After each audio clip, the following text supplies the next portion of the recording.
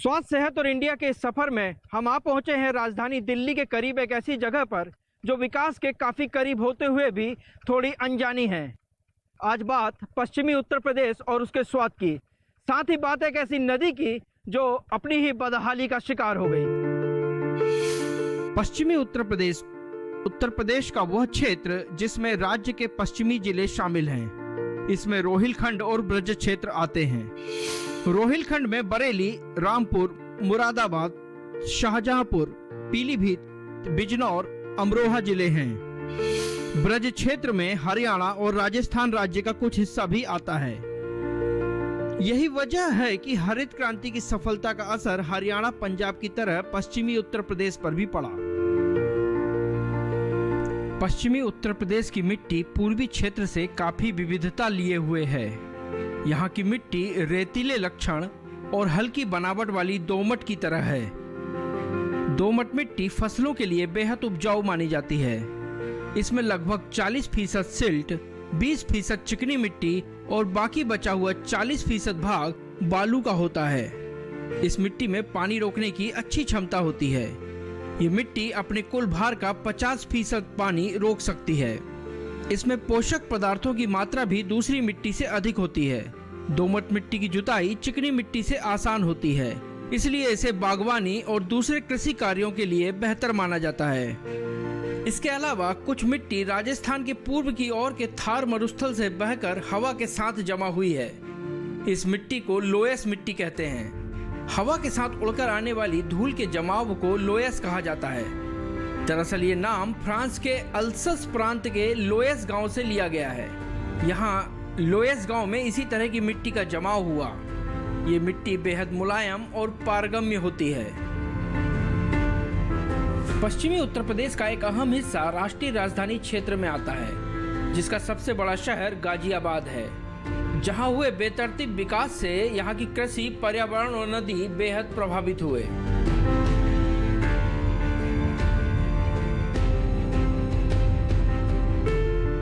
पश्चिमी उत्तर प्रदेश की ये सबसे अहम जगह है। हम जहाँ खड़े हैं ये हिंडन का इलाका कहलाता है। ये हिंडन का बैराज है, इसके दोनों तरफ हिंडन का खादर है। अपनी नदी को ना बचा पाने का खामियाजा यहाँ का समाज और किसान दोनों भुगत रहे हैं।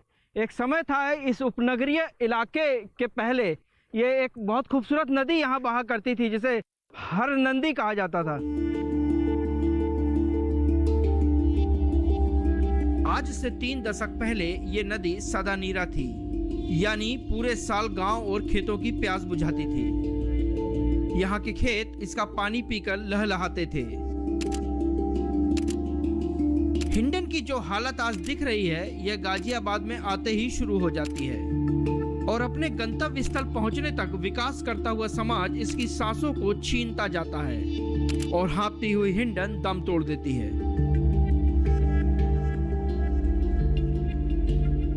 हमारे साथ प्रशांत वत्स हैं, जो हिंडन नदी को बचाने के लिए, हिंडन के किसानों को बचाने के लिए अपना जीवन समर्पित करते हैं। हम प्रशांत आपसे जानना चाहेंगे, आप कई दशकों से इस चीज़ को देख रहे हैं, कैसे ये बदलाव आया? पहले हिंडन कैसी थी और हिंडन के अब इस तरह सुकड़ते जाने से पश्चिमी उत्तर प्रदेश की किसानी पर खास तौर पे क्या फ़र्क पड़ा है? यहाँ के गांव आसपास के, जैसे कनावनी गांव हो गया, ये केला हो गया, ये आपका मकरेड़ा, करेड़ा और मोटा, मोटी, ये ससियानी गांव, ये सारे गांव हिंडन नदी के किनारे बसे हुए हैं गाजियाबाद क्षेत्र में, ज़िले के अंदर जो आ रहा है। और सभी ही लगभग इसको एंजॉय करते थे, हिंडन नदी पे मिलते थे। यहाँ के शहर के लोग भी यहाँ पर समय समय पर तैराकी प्रतियोगिताएं होती थी, गंगा दशहरा के मेले यहाँ पर लगते थे। और इवन इतना पानी हुआ करता था हिंडन नदी में, स्वच्छ भी हुआ थी पानी, हिंडन नदी का पानी, और पानी भी इतना हुआ करता था कि जब कभी कोई तैराकी प्रतियोगिता होती थी तो कभी कभी एक दुखद हादसा भी सुनने को मिलता था कि कोई जो युवा है वो तैराकी करते करते इसमें बह गया है या डूब गया है। और कछुए और सूस आदि तो इसमें देखे पाए जाते थे। हिंडन को पहले हर नदी या हरनंदी के नाम से जाना जाता था। सहारनपुर जिले में हिमालय क्षेत्र के ऊपरी शिवालिक पहाड़ियों में पुरका टंका नाम का गांव है। ये नदी वहीं से निकलती है। वैसे तो हिंडन एक बरसाती नदी है, लेकिन इसका जल विस्तार बहुत बड़ा है।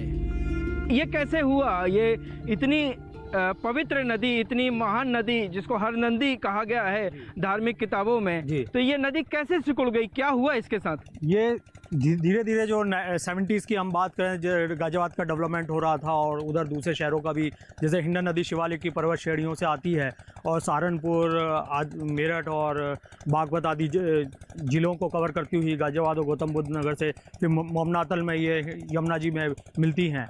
तो जो वो विकास हो रहा था वो चहुँ और हो रहा था। गाजियाबाद में तो हो ही रहा था, नोएडा में भी हो रहा था और सहारनपुर वगैरह भी अपने इंडस्ट्रियल डेवलपमेंट की ओर अग्रसर हो रहे थे। तो जहाँ पर वो बेल्ट है, शुगर मिल की बेल्ट है, फिर कहीं गुड़ मंडियाँ हैं, कहीं और गाजियाबाद का अपना इंडस्ट्रियल एरिया बहुत ज़बरदस्त है।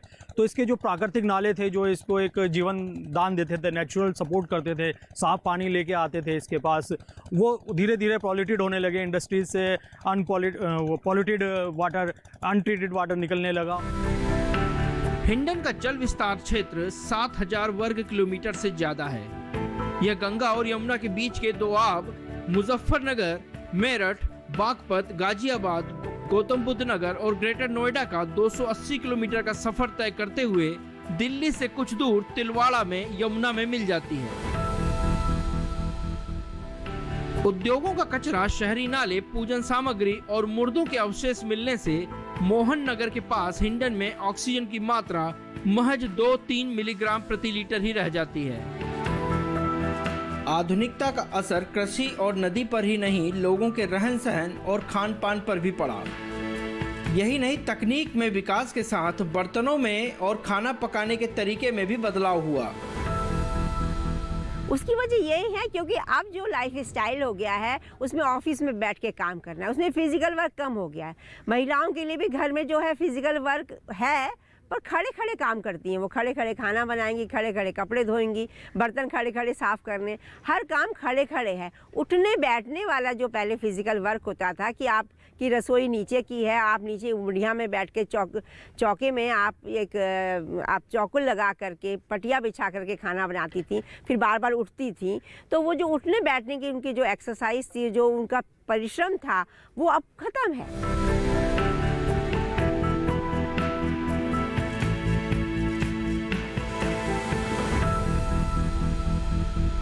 ऐसा नहीं है कि सब कुछ खत्म हो चुका है। आज भी ऐसे लोग हैं जो अपनी परंपराओं को जीते हैं और अपने सादगीपूर्ण खान पान को अपनी ताकत समझते हैं। ब्रेक के बाद आपको पश्चिमी उत्तर प्रदेश के ऐसे ही सीधे सच्चे स्वाद से रूबरू कराएंगे।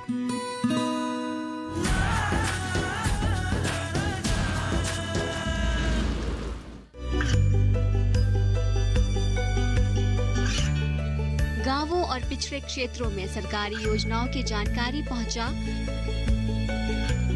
देश में कौशल और क्षमता विकास कर ग्रामीणों को सामाजिक बदलाव और विकास से जोड़ने की दूरदर्शन किसान की पहल चौपाल चर्चा देखें सोमवार से शुक्रवार सुबह 9 बजे।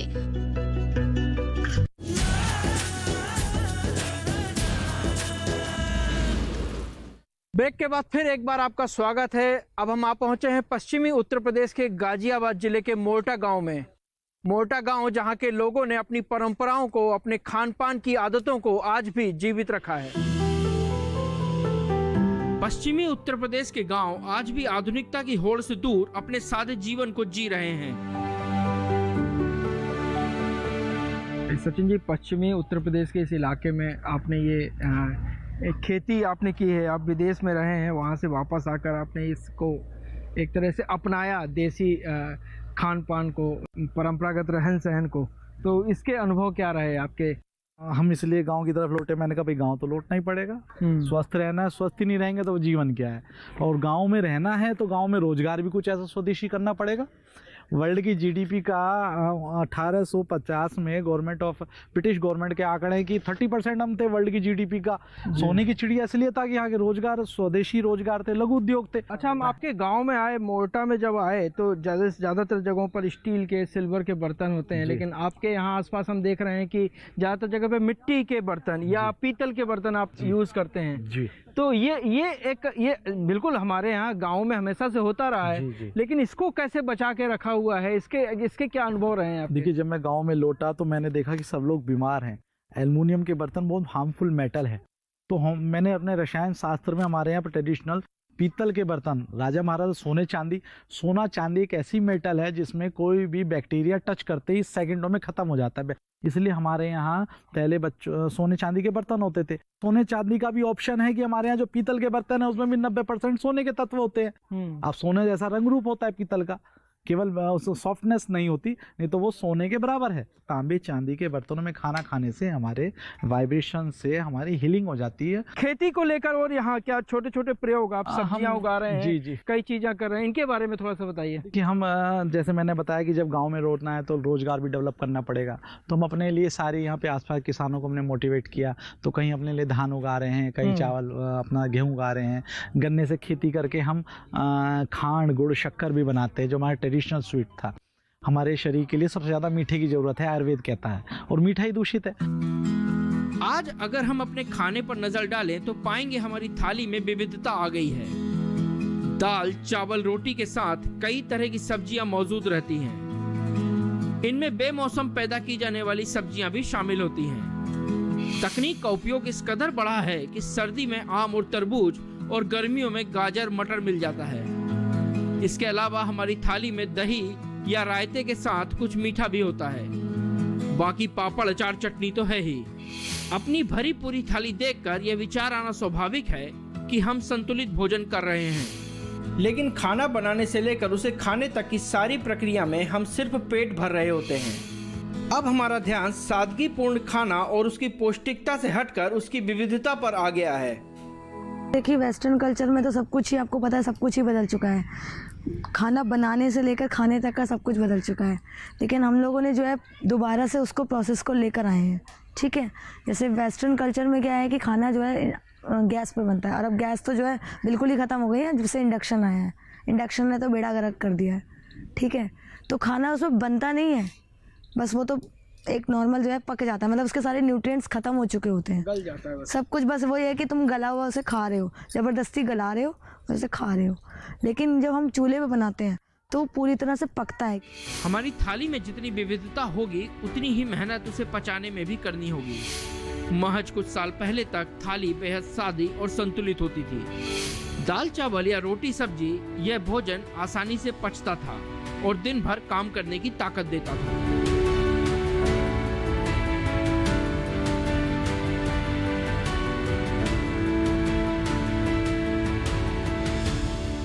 सादा भोजन पचाने में बहुत सरल रहता है और शरीर को बहुत मशक्कत नहीं करनी पड़ती, लीवर को बहुत एफर्ट नहीं करनी पड़ती उसको पचाने में। अच्छा, रोज़ ही रोज़ एक खाना मिलता है। जब हमें रोज़ एक काम किया करने को दिया जाएगा तो उस काम में जैसे हमारा परफेक्शन बढ़ेगा तो वैसे ही लीवर का भी बढ़ेगा, उसको भी आसानी रहेगी। रोज़ एक ही प्रकृति का खाना जा रहा है पेट में, वो आसानी से पचाएगा, उससे आदत हो जाती है उसको पचाने की। और जो खाना पचेगा वो शरीर को ताकत तो देगा ही। ये वैरायटी का जो आजकल का भोजन है वो पचता नहीं है और ताकत नहीं दे पाता। पचेगा नहीं तो ताकत नहीं मिलता। सादे खाने या महज दाल रोटी खाने को लेकर लोगों का मानना होता है कि अभाव की वजह से सिर्फ दाल रोटी खाई जा रही है, यानी भरी हुई थाली संपन्नता का प्रतीक है। वहीं सादी थाली अभाव को दर्शाती है। अभाव की बात नहीं थी, ये सरलता की बात थी। और वो इस बात को जानते थे कि हम सादा सरल भोजन करेंगे तो वो पचेगा और हमारे शरीर को ताकत देगा। वो सिद्धांत को वो पुराने समय से समझते आ रहे थे। और जहाँ तक ये बात है कि उनको पोषकता पूरी वो देगा, साथ में जो वैरायटी भोजन, वो जब बार त्योहार आते थे तो उसमें वो वैरायटी भोजन करते थे। बार त्योहार में समय के बदलने पर, ऋतु के बदलने पे जो त्यौहार आते रहते हैं हमारे यहाँ, तो देखिए बहुत जितने साल के दिन हैं उतने ही उसमें 200 त्यौहार लगभग आ जाते हैं 365 दिनों में। तो 200 दिन तो वो वैरायटी का भोजन करता ही था। ऐसी बात नहीं है कि वो बथुए का रायता नहीं खाएगा या आपका कोई और जो मौसम की सब्जी है आलू मेथी की वो नहीं खाएगा, वो सब खाएगा, वो सब करता है। उसको समझ है कि मुझे कितना खाना है, पर रोज रूटीन में वो सादा भोजन करने का इच्छुक रहता था। और ये वो अपने ज्ञान की वजह से करता था, समझदारी की वजह से करता था, अभाव की वजह से नहीं करता था। पश्चिमी उत्तर प्रदेश में रोजमर्रा के जीवन में रोटी और उड़द की दाल का सादा भोजन ही खाया जाता था। और ये उड़द की दाल आज की दाल मखनी की तरह नहीं होती थी, बल्कि बिल्कुल सादी दली उड़द की दाल प्रयोग में लाई जाती थी। आपने ये देखा होगा कि नए फैशन में बच्चे दाल मखनी तो बहुत पसंद करते हैं। तो दाल मखनी तो साबुत उड़द की दाल है और उसमें तो और बहुत अच्छा मक्खन भी पड़ जाता है, तो वो हैवी है बहुत खाने में। तो अगर बच्चे एक्सरसाइज करते हैं तो ठीक है, नहीं तो वो उसको पचा नहीं पाते। तो इस तरह से उड़द की दाल सर्वश्रेष्ठ दाल मानी जाती है। और जब वो घी के साथ, उसमें घी भी अच्छा पड़ जाता है। घी हमारा पित्त भी कम करता है, वात तो कम करता है, ये पित्त भी कम करता है। तो अगर थोड़ा पित्त करती है उड़द की दाल तो उसमें घी पड़ गया तो पित्त नहीं होगा ज़्यादा, और इस तरह वो बैलेंस दाल बन जाती है। तो वो दाल सबसे पाचन में बहुत सरल है और ताकत देने वाली है। क्योंकि हमारा आम नागरिक यहाँ देखिए या तो कारीगर है या किसान है, तो उसको ताकत की ज़रूरत है। वो फिजिकल वर्क करता था। आजकल का ज़माना बदल गया कि फिजिकल वर्क कम हो गया, लेकिन पहले तो फिजिकल वर्क बहुत था, तो उनको ताकत की चीज़ चाहिए दिखाने के लिए, इसलिए उड़द की दाल जरूरी थी खानी। इस क्षेत्र की जलवायु और मिट्टी उड़द की दाल की पैदावार के लिए उपयोगी मानी जाती है।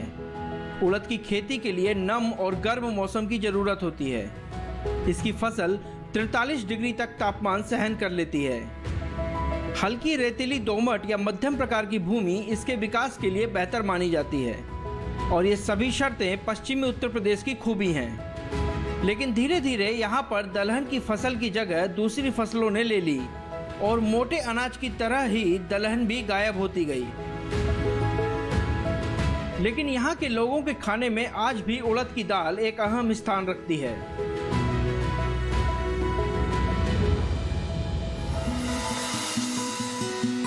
फिलहाल वक्त हो चला एक ब्रेक का। ब्रेक के बाद पश्चिमी उत्तर प्रदेश की उड़द की दाल और उसके साथ ज्वार की रोटी का स्वाद चखेंगे।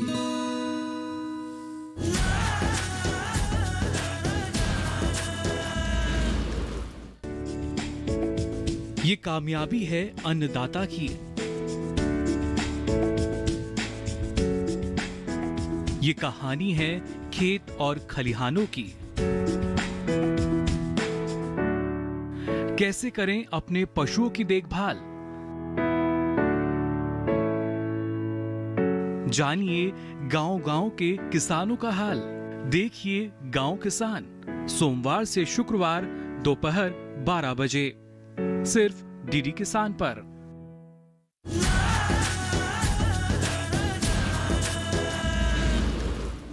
सभी दालों में उड़द की दाल सबसे ज्यादा ताकतवर मानी जाती है।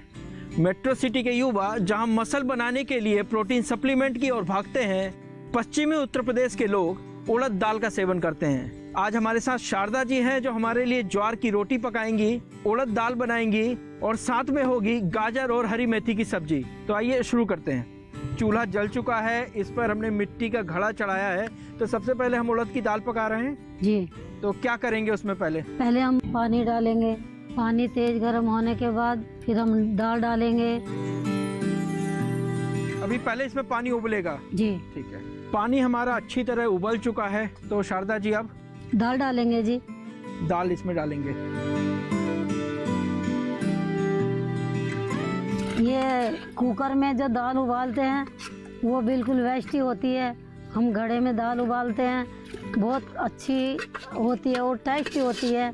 ये लीवर के लिए भी बहुत लाभदायक होती है। शहरी व्यस्तताओं के कारण कुकर का उपयोग होता है, लेकिन यहाँ शारदा जी मिट्टी के घड़े में उड़द की दाल को पका रही हैं। इसको पकने में समय जरूर लगेगा, लेकिन इसका सौंधापन बता रहा है कि आज का स्वाद कुछ अलग होने वाला है।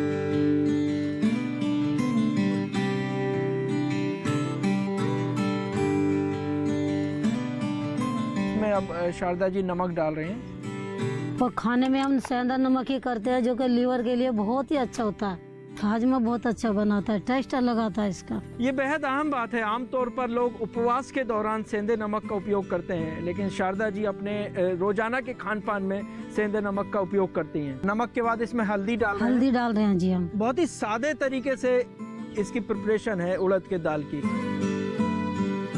दाल बनने के टाइम हम अदरक भी डालते हैं, जिससे कि उसमें मिक्स हो जाता है और खाने में बहुत टेस्ट आता है।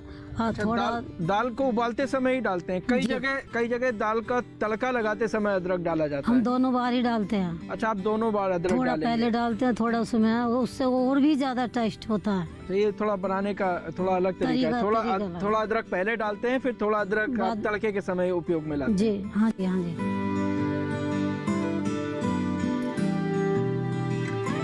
उसके बाद थोड़ा हरी मिर्च भी डालते हैं।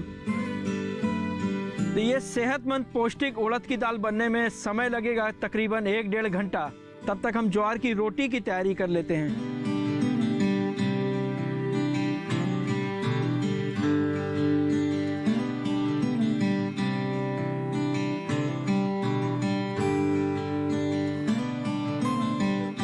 तो अब आटा हमारा तैयार हो गया है। हाँ जी, ये हमने आटा तैयार कर दिया और पानी भर के इसको छोड़ दिया। अच्छा। जिससे कि ये खाना बनाने में और खाना सेकने में और खाना पचाने में बहुत अच्छा होता है। इसको कोई भी बनाए ऐसा ही बनाए जिससे आटा फूल ले। मतलब आटा लगा के तुरंत रोटी ना बनाए, थोड़ी देर के लिए छोड़ देना चाहिए। दाल पक रही है, उसके बाद दाल पक जाएगी, फिर हम रोटी सेकेंगे। ठीक है।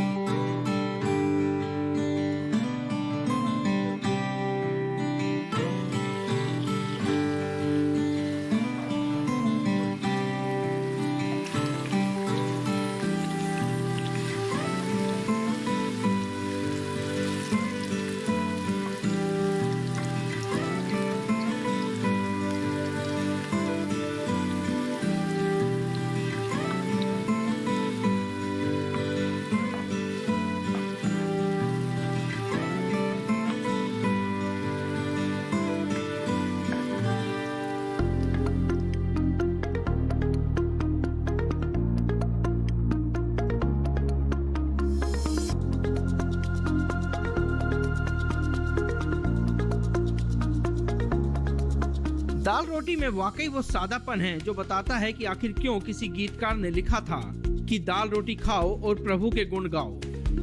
आइए अब जरा इस दाल और रोटी के गुणों से भी आपको रूबरू करा देते हैं। ज्वार दुनिया के 5 प्रमुख अनाजों में से एक है। इसे सुपर फूड की श्रेणी में रखा जाता है। ज्वार की रोटी फाइबर से भरपूर होती है, इसमें ग्लूटेन नहीं पाया जाता और ये मधुमेह, उच्च रक्तचाप में फायदेमंद होती है। ये कोलेस्ट्रॉल को कम करती है और इसमें मैग्नीशियम और आयरन भी प्रचुर मात्रा में पाया जाता है। उड़द की दाल, 1 कप पकी हुई उड़द की दाल आपकी 70% फोलिक एसिड की दैनिक जरूरतों को पूरा करती है। फोलिक एसिड शरीर में नई कोशिकाओं, विशेष रूप से लाल रक्त कोशिकाओं के उत्पादन और रखरखाव में मदद करती है। फास्फोरस से भरपूर होने के कारण ये कैल्शियम के साथ मिलकर हमारी हड्डियों का निर्माण करती है। इसमें भरपूर मात्रा में फाइबर पाया जाता है। देखिए, उड़द की दाल की खिचड़ी जाड़ों में भी चलती है और उड़द की दाल तो पश्चिमी उत्तर प्रदेश में तो 12 महीने खा जाती है, लेकिन इसके साथ रोटी ज़रूर बदलती रहती है। गर्मियों में तो गेहूं की हल्की रोटी हो जाती है, जाड़ों में बाजरा और ज्वार हो जाता है। जैसे वर्षा ऋतु में पाचन तंत्र थोड़ा कमज़ोर रहता है तो वहाँ पे थोड़ा हल्का खाना खाना ही होता है हमें, तो उस समय हम भारी मिलट नहीं खा सकते। ये बात सही है, इसका ध्यान रखा ही जाना चाहिए। विकास की अंधी दौड़ और लालच की वजह से हिंडन नदी आज धरती से हिडन होने की स्थिति में आ गई है।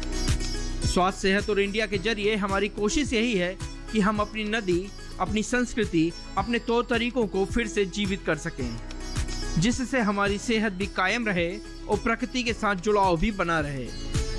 आज के सफर में बस इतना ही। अगले हफ्ते फिर मिलेंगे किसी नई जगह, नए स्वाद, नई बात के साथ। तब तक के लिए अलविदा।